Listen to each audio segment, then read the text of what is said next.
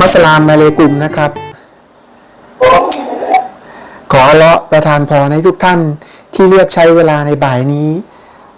เพื่อส่งเสริมสุขภาพชีวิตทั้งตัวเองแล้วก็คนที่เราห่วงใยแล้วก็สังคมรอบข้างที่ทุกท่านกำลังประสบการณ์ในบ่ายวันนี้ไปใช้ประโยชน์นะครับจะขอเชิญเดินไมค์ให้พวกเราถามพวกเราทีละคนนะครับให้แนะนำชื่อนะนามสกุลนะครับแล้วก็สิ่งที่คุณภูมิใจตัวเองมากที่สุดว่าพอนึกถึงตัวเองแล้วนึกถึงชื่อนี้แล้วนามสกุลนี้แล้วอะไรคือสิ่งที่คุณภูมิใจตัวเองทำได้เยี่ยมที่สุดในชีวิตการฟื้นคืนสู่สุขภาวะด้วยจุดแข็งนะครับเราจะพาพวกเราทุกคนรวมทั้งคนที่เราไปหนุนใจเนี่ยก้าวข้ามจากการจดจ่อในเรื่องของโรคนะครับแล้วก้าวไปสู่จุดแข็งสิ่งที่เขาภูมิใจความสามารถนะครับและจุดเด่นสิ่งดีๆที่เขามีในชีวิตที่เขามีอยู่ณวันนี้นะครับอันนั้นคือเส้นทางการฟื้นคืนสู่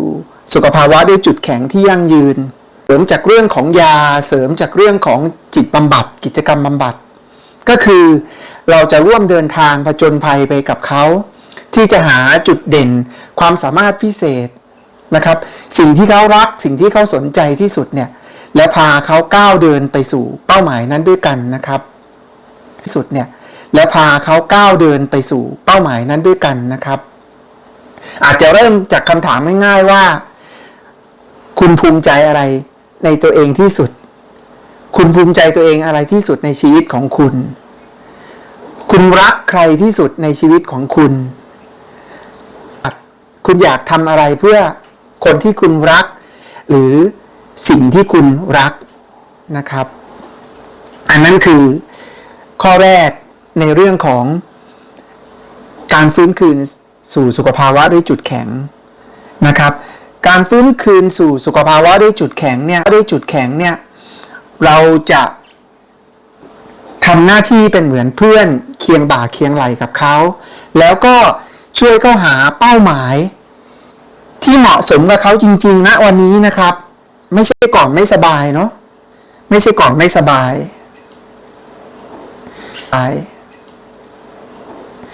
นะครับคือเรื่องของจิตเวชเนี่ยถ้าพูดได้ง่ายนะมันก็คือว่าถ้าวันเนี้ยผมโดนรถชนนะขาหักเดินกระเพกมาแล้วผมนั่งรถเข็นมาคุยกับพวกเราเนี่ยพวกเราจะเร่งให้ผมหยิบนู่นทำนี่ขึ้นครับขอเสียงไม่นะครับแล้วถ้าเกิดผมมีอุบัติเหตุผมตาบอดเนาะใส่แว่นดำมาอย่างเงี้ยแล้วผมก็ถือไม้เท้าเดินเคาะเข้ามาในห้องแล้วมาบรรยายกับพวกเราเนาะแล้วผมเดินชนทำอะไรซุ่มกับพวกเราเนาะแล้วผมเดินชนทำอะไรซุ่มซ่ามหรือผิดพลาดเนี่ยพวกเราให้อภัยผมได้ไหมพอเห็นอยู่ง่ายเลยใช่ไหมว่าผมเป็นไงผมปิดตาหรือผมตาบอดอยู่ใช่ไหมมันง่ายปิดตาหรือผมตาบอดอยู่ใช่ไหมมันง่ายแต่ถ้าเรื่องเป็นด้านจิตเวชเนี่ยมันสารเคมีมันไม่สมดุลอยู่ภายในสมองข้างบนมันไม่สมดุลอยู่ในสมองมันจะยากกว่าเพราะเรามองไม่เห็นว่าเขาตาบอดเขาอวัยวะพิการหรือว่าเขานั่งรถการหรือว่าเขานั่งรถเข็นวีลแชร์มานะครับเพราะฉะนั้นการฟื้นฟูทุกอย่างเนี่ยมันถึงผ่านด้วยการสนทนาและลึกลงไปกว่านั้นมันผ่านมาจากหัวใจที่เต็มเปี่ยมไปด้วยความรักแท้ที่บริสุทธิ์ที่อยากจะแบ่งปันให้กับคนอื่นก้าวฟื้นคืนไปด้วยกับเรานะครับคราวนี้อยู่ว่างๆเดี๋ยวกลัวพวกเราเหงานะครับก็จะชวนทำกิจกรรมต่อว่าการแบ่งปันการฟื้นคืนสู่สุขภาวะของแต่การแบ่งปันการฟื้นคืนสู่สุขภาวะของแต่ละคนเนี่ยเป็นอย่างไรถ้าผู้ร่วมประชุมขณะนี้ใครไม่ได้เคยมีอาการทางด้านจิตเวชก็แบ่งปันความสำเร็จของตัวเองให้กับเพื่อนฟังส่วนใครที่ เคยทางด้านจิตเวชก็เล่าเพื่อที่จะสรุปบทเรียนตรงนี้นะครับก็คือเมื่อกี้นี้เนี่ยในการฟื้นคืนสู่สุขภาวะด้วยจุดแข็งสิ่งที่เพื่อนเขามีการรับฟังผู้ป่วยหรือผู้ที่เขาไปสนับสนุนการฟื้นคืนอยู่ใช่ไหมครับเขามีการรับฟังที่ดีมากนั่นหมายความว่าเขารับฟังจากหัวใจเบื้องลึกของเขาที่เขาปรารถนาที่จะสนับสนุนนะครับฟื้นคืนฟื้นฟูที่จะสนับสนุนนะครับฟื้นคืนฟื้นฟูนะครับก้าวไปกับผู้ที่อยู่กับอาการทางด้านจิตเวชเพราะฉะนั้นการรับฟังจากใจก็คือไม่พูดแทรกไม่ถามแทรกนะครับไม่ตัดสินเขาไม่ประเมินเขาว่าดีไม่ดีแต่เราตั้งใจฟังเปิดโอกาสให้ผู้ที่เราไปสนับสนุนเขาเนี่ยได้แสดงออกอย่างเต็มที่นั่นคือพวกเราได้ผูกใจของเราเข้ากับจิตใจของเขาจากการรับฟังอย่างลึกซึ้งนะครับขอชื่นชมมากๆเลยอีกข้อหนึ่งคือพวกเราท่านที่สองขอไข่ท่านที่สองได้สรุปว่ากอไก่ท่านที่สองนั้นได้ใช้วิธีถามนะครับไม่ใช่ไปพูดบรรยายเขาฟังถามนะครับไม่ใช่ไปพูดบรรยายเขาฟังถามความรู้สึกถามว่าเขารู้สึกยังไงบ้างวันนี้เป็นยังไงแล้วก็รับฟังเขาเห็นไหมครับก่อนที่จะฟังได้มีการถามก่อนถามสั้นๆแล้วก็ฟังนะครับไปลงพื้นที่ไปเยี่ยมพบอันนี้คือสิ่งที่ยอดเยี่ยมมากนะครับถ้าเราจะดึงเข้ามาสู่หลักการของการฟื้นคืนสู่สุขภาวะนะครับเราก็จะเห็นว่า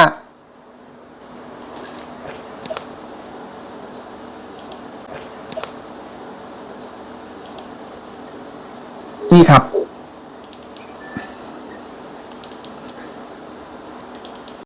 โอเคนะครับเราก็จะมีการใส่ใจที่จะรับรู้แนวคิดของเขาพฤติกรรมของเขานะครับโดยมุ่งเน้นไปที่อะไรครับไม่ได้มุ่งเน้นเรื่องเจ็บป่วยนะไม่มุ่งเน้นเรื่องอาการนะแต่เรามุ่งเน้นเรื่องของความหวังความกล้าหาญที่จะเปลี่ยนแปลงเปลี่ยนจากการจดจ่อในด้านลบไปสู่การมองด้านเขารักอะไรเขาอยากทำอะไรมากที่สุดเขาอยากใช้เวลาที่เหลือเพื่อใครนะครับเป็นคำถามง่ายๆเพื่อจะเรียนรู้เกี่ยวกับแนวคิดของเขาหรือเป็นคำศัพท์ก็คือทัศนคติหรือ attitude ก็คือรู้ความคิดเขา behavior รู้การกระทำเขาช่วงนี้ชอบ attitude ก็คือรู้ความคิดเขา behavior รู้การกระทำเขาช่วงนี้ชอบทำอะไรเป็นพิเศษเราจะได้ช่วยเขาค้นหาเพราะอย่าลืมว่าผู้ที่อยู่กับอาการทางด้านจิตเวชบางทีเนี่ยด้วยอาการเองด้วยยานะครับด้วยสภาวะกดดันหลายๆอย่างเนี่ยบางทีต้องให้เวลาเขาค่อยๆคิดถามและรับฟังเขาถ้าเขายังไม่ตอบเราจะไม่รีบร้อนไม่เร่งรัดสบายๆนะครับถ้าเขายังไม่อยากพูดอะไรบอกไม่เป็นไรครับงั้นขอนั่งเป็นเพื่อนได้ไหมพี่ขอนั่งเป็นเพื่อนได้ไหมอยากพูดอะไรอยากเล่าอะไรเมื่อไหร่ค่อยเล่านะรีบร้อนนะครับแต่เมื่อออกผลแล้วเราเชื่อมโยงจิตใจกันได้แล้วอันนั้นจะงดงามและทรงพลังจะยั่งยืนนะครับสุดท้ายก็เรื่องการรู้คิดก็คือเขาคิดอย่างไรเขามองเรื่องต่างๆอย่างไรตามที่เราได้สอบถามไปนะครับพวกเราเข้าไปในส่วนนี้นะครับในหน้าที่6/10นะครับหัวข้อที่3ทั้งหมดในการฟื้นคืนสู่สุขภาวะเนี่ยผมเรียบเรียงจากคู่มือภาษาอังกฤษที่ใช้กันแพร่หลายนะครับแล้วก็มันมีทั้งหมด12ข้ออันนี้ข้อที่3ก็คือว่าแล้วก็มันมีทั้งหมด12ข้ออันนี้ข้อที่3ก็คือว่าแรงจูงใจนะครับแรงจูงใจนี่เป็นพลังงานให้เขาก้าวไปขับเคลื่อนไปนะครับก็คืออะไรเป็นแรงจูงใจเขาอยากลุกออกจากเตียงนะครับมาทำเรื่องนั้นๆเสมออะไรเป็นแรงจูงนั้นทำอย่างนั้นนะครับถ้าเลือกได้โดยไม่มีอุปสรรคนะครับ คุณต้องการทำสิ่งใดในชีวิตมากที่สุดนะครับคุณต้องการใช้ชีวิตที่เหลืออยู่เพื่อใครนะครับคุณรักใครที่สุดอยากจะทำอะไรเพื่อเขานะครับและทีเด็ดข้อที่5ของฉากนี้ของแผนนี้ก็คือว่าข้อที่5ของฉากนี้ของแผนนี้ก็คือว่าเมื่อเจอปัญหาและอุปสรรคเนี่ยอะไรนะครับเป็นแรงผลักดันให้เขาก้าวข้ามไปได้เพราะถ้าเขาก้าวข้ามไม่ได้นะวันนี้เราไม่ได้เจอกันแล้วแสดงว่าในอดีตเนี่ยเขาต้องมีพลังชีวิตเขาต้องมีข้อดีข้อเด่นจุดเด่นข้อดีข้อเด่นจุดเด่นในตัวเขาที่ทำให้เขาเนี่ยยังคงรอดมาจนถึงทุกวันนี้เราจะช่วยเขาค้นหานะครับในหัวข้อถัดไปก็คือหัวข้อที่4นะครับการฟื้นคืนสู่สุขภาวะมันคือการค้นพบตัวเองพวกเราทุกคนเมื่อกี้เนี่ยช่วยกันค้นพบว่าคุณภูมิใจอะไรในตัวเองมากที่สุดในชีวิตของคุณเคยทำอะไรแล้วทำได้ดีมากเรื่องไหนที่คุณอยู่กับมันแล้วคุณอยู่กับมันได้นานคุณมีความสุขมากๆเลยนะครับเรื่องไหนที่คุณอยู่กับมันแล้วคุณเพลินจังเลยนะครับเรื่องไหนที่คุณอยู่กับมันแล้วคุณเพลินจังเลยนะครับนั่นแหละคือตัวบ่งชี้ว่าเป็นพลังชีวิตเป็นแรงจูงใจแล้วเดี๋ยวเราจะมาประกอบร่างช่วยเขาค้นหาเป้าหมายนะครับในเบื้องต้นก็ในส่วนของการก็ขอเบรกไว้ตรงท่อนนี้ก่อนในห้องประชุมมีใครอยากถามเพิ่มหรืออยากแสดงความเห็นอะไรบ้างครับขอตัวแทน1ท่านเลยครับความรู้ที่เรามีนะไม่ว่าเราจะรับข้อมูลมามากแค่ไหนเนี่ยบางทีเวลาเราลงพื้นที่คุยกับผู้ที่อยู่กับอาการทางด้านจิตเวชที่เราจะไปสนับสนุนเขานะมันมีรายละเอียดปลีกย่อยนะครับตั้งแต่เริ่มต้นเลยว่าเราจะเชื่อมโยงกับเขายังไงนะครับตั้งแต่เริ่มต้นเลยว่าเราจะเชื่อมโยงกับเขายังไงวันนี้ก็เลยนำหลักการของเพื่อนหนุนใจนะครับมาแบ่งปันกับเราเพื่อนหนุนใจนั่นคือแนวทางซึ่งถ้าเป็นของทั่วโลกก็จะเรียกว่า peer support นะครับก็คือว่าผู้ที่เคยมีประสบการณ์ทางด้านจิตเวชและฟื้นคืนสุขภาวะแล้วก็กลับไปช่วยหนุนใจผู้ที่ยังไม่แข็งแรงยังไม่สบายอยู่แต่เนื่องจากว่าในปัจจุบันเนี่ยเรามีทั้งจิตอาสาเรามีทั้งเจ้าหน้าที่พยาบาลแล้วก็ผู้ที่สนใจเนี่ยอยากจะสนับสนุนใจให้กับผู้มีประสบการณ์ตรงผมก็เลยทำให้มันง่ายเข้าเป็นภาษาชาวบ้านแล้วก็สามารถใช้ได้กับทุกๆคนที่จะไปหนุนใจผู้ที่อยู่กับประสบการณ์นะครับอันนั้นก็คือเป้าหมายเริ่มต้นโดยที่เน้นนะครับอยู่ในเรื่องของหลักการของเพื่อนหนุนใจเรื่องของหลักการของเพื่อนหนุนใจก็คือ1นะครับเราเปลี่ยนจากการช่วยเหลือแบบดั้งเดิมคือเอาเงินไปให้เอาของไปให้อันนั้นเป็นสิ่งที่ดีงามแต่ว่าไม่ใช่หลักการของเพื่อนหนุนใจในเรื่องเพื่อนหนุนใจเนี่ยแก่นที่1เลยหลักการที่1เลยคือเราเรียนรู้สำคัญมากๆนะครับคือบางทีเราคิดว่าเราแข็งแรงดีแล้วผู้ที่เขามีประสบการณ์ตรงเขาอาจจะยังไม่สบายอยู่เราคิดว่าเราจะต้องเป็นฝ่ายให้แต่ในหลายๆครั้งเคยรู้สึกไหมครับว่าเวลาที่มีใครมาให้อะไรเราอยู่ตลอดเวลาเราก็รู้สึกอึดครั้งเคยรู้สึกไหมครับว่าเวลาที่มีใครมาให้อะไรเราอยู่ตลอดเวลาเราก็รู้สึกอึดอัดนะครับแล้วก็ในแง่ของคุณค่าของความเท่าเทียมมันจะเริ่มห่างกันคือคนที่ให้ตลอดเวลาก็จะรู้สึกว่าฉันอยู่สูงกว่าคนที่รับอยู่ตลอดเวลามันก็จะรู้สึกฉันค่อยๆด้อยลงแต่ขณะที่เราไปให้เนี่ยเราก็รับนะเราได้เรียนรู้จากเขาด้วยนะครับปรับสมดุลให้เสมอกันเรียนรู้ยังไงครับอย่างเช่นถ้าเราได้ใกล้ชิดกับผู้ที่มีประสบการณ์ตรงทางด้านจิตเภทเนี่ยเราจะได้เรียนรู้เลยครับว่าบางคนเนี่ยเขามีความฉลาดนะครับเขาเนี่ยขายงานได้สร้างเงินสร้างรายได้กับครอบครัวเขาได้นะครับบางคนเนี่ยเราก็ได้เรียนรู้ว่าเวลาที่เขาดูแลอาการของเขาได้ดีเนี่ยนะครับเขาก็สามารถที่จะทำงานแปลหนังสือนะครับทำงานปั้นนะครับหรือครับเพราะฉะนั้นเนี่ยถ้าเราไปเพื่อจะเรียนรู้จากเขาว่าแล้วที่ผ่านมาในอดีตเนี่ยรักอะไรชอบทำอะไรมีงานอดิเรกอะไรที่ชอบ เล่าให้ฟังบ้างได้ไหมนะครับอย่างยกตัวอย่างน้องคนหนึ่งพอเขาเริ่มเล่าให้ฟังเขารู้สึกว่าเขาร้องเพลงได้ดีแล้วคนหนึ่งพอเขาเริ่มเล่าให้ฟังเขารู้สึกว่าเขาร้องเพลงได้ดีเราก็เลยเอามือถือนะครับเปิดเพลงที่เขาชอบนะครับแล้วให้เขาร้องให้เขาเต้นไปด้วยกันปรากฏว่าจากที่เงียบๆเชื่อมโยงกันไม่ได้เนี่ยเขาลุกขึ้นมาเต้นมาร้องสนุกสนานเลยนะครับอันนี้เป็นตัวอย่างที่เป็นรูปเลยนะครับอันนี้เป็นตัวอย่างที่เป็นรูปธรรมโดยการที่ 7,000 ล้านคนทั่วโลกเนี่ยแต่ละคนมีเอกลักษณ์และมีความต่างกันเฉพาะตัวถ้าเราได้ถามถึงจุดเด่นและความสามารถของเขานั่นคือสิ่งที่เราได้เรียนรู้จากเขาด้วยนะครับอันนี้คือข้อแรกของหลักการนะครับข้อที่2ก็คือจากการที่ต่างคนต่างทำต่างคนต่างคิดเนี่ยเป็นความสัมพันธ์เชื่อมโยงกัน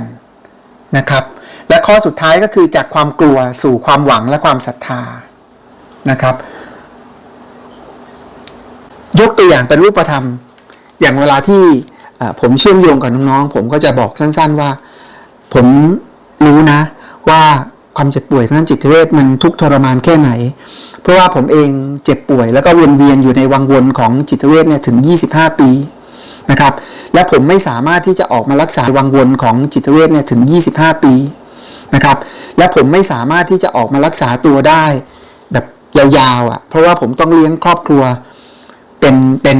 พ่อบ้านซึ่งจะต้องหารายได้หลักนะครับอยู่คนเดียวเพราะฉะนั้นถึงแม้ว่าเรามีอาการเราก็ต้องฝืนไปทำงานแต่ทำแล้วอาการไปกระทบกับการทำงานกับเพื่อนร่วมงานกับความสัมพันธ์เนี่ยสุดท้ายเราก็ออกนะครับในสมัยที่ผมเรียนใกล้จบปริญญาตรีก่อนจะจบ6 เดือนผมก็ได้รับคัดเลือกจากบริษัทฟาสต์ฟู้ดชั้นนำนะครับให้เข้าไปทดลองทำงานแล้วผมก็เป็นรุ่นแรกๆที่ทำในบริษัทจำนวนสาขาหลายแสนสาขามีพนักงานเป็นล้านคนทั่วโลกนะครับแล้วเราก็ทำจนเป็นผู้จัดการดีเด่นเอเชียแปซิฟิกเราพัฒนางานแต่ความที่เครียดจากงานเนี่ยแล้วก็รายได้มันน้อยเราก็เปลี่ยนงานไปพอเปลี่ยนงานไปอีกหมวดหนึ่งเนี่ยก็ปรากฏว่าเขากดดันเราพอเราทำไม่ได้เขาก็ยังขอให้เราต้องไปรั้งตำแหน่งไว้นะครับวันนั้นเดินเลยเป็นวันแรกในชีวิตช่วงนั้นก็อายุประมาณ30แหละการรับรู้อะไรไม่ได้เลยนะครับแล้วก็เริ่มรู้ตัวว่ามีอาการทางจิตเวชแล้วผมเริ่มจากเวลาซึมเศร้าเนี่ยว่ามีอาการทางจิตเวชแล้วผมเริ่มจากเวลาซึมเศร้าเนี่ยนอนติดเตียงเป็นผักเลยครับเตียงกับตัวเป็นชิ้นเดียวกันเลยแล้วก็ชีวิตนี้ไม่อยากสนใจไม่อยากทำอะไรแล้วนะครับมันก็วนเวียนอย่างเงี้ยพอไม่มีทางไปก็ไปหาคุณหมอเองแอบหยุดยาเองเพราะไม่มีความรู้ความเข้าใจเลยนะครับก็กลับไปทำงานบริษัทใหม่ได้อีกพักหนึ่ง1 ปี2 ปี3 ปีอาการกำเริบหนักจริงๆก็อยู่ไม่ได้ก็ต้องออกอีกก็มารักษาตัวสั้นๆแบบนี้นะครับจนท้ายที่สุดผมก็ได้เรียนรู้ว่าตอนอายุ55เนี่ยถ้าความรู้ความสามารถที่เรามีมันไม่สามารถช่วยให้เราหายป่วยได้เนี่ยเราก็เลยละวางความเชื่อมั่นตัวเองตรงนั้นและยอมที่จะเข้าสู่กระบวนการรักษาอย่างเต็มรูปแบบ